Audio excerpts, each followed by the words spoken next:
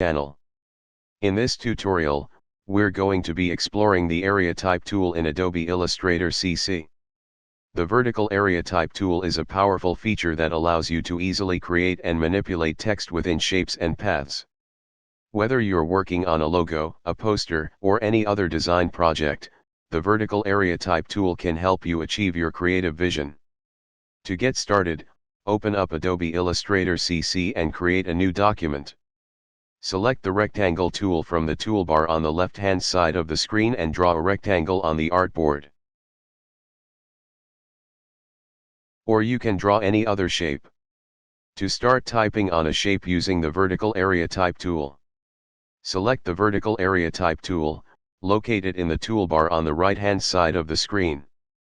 Click and hold on the Vertical Type tool until a menu appears, and then select the Vertical Area Type tool. First, make sure you see a small path appear on the shape when you hover your mouse over it.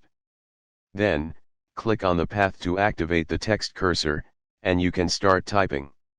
You'll notice that the text will automatically adjust to fit within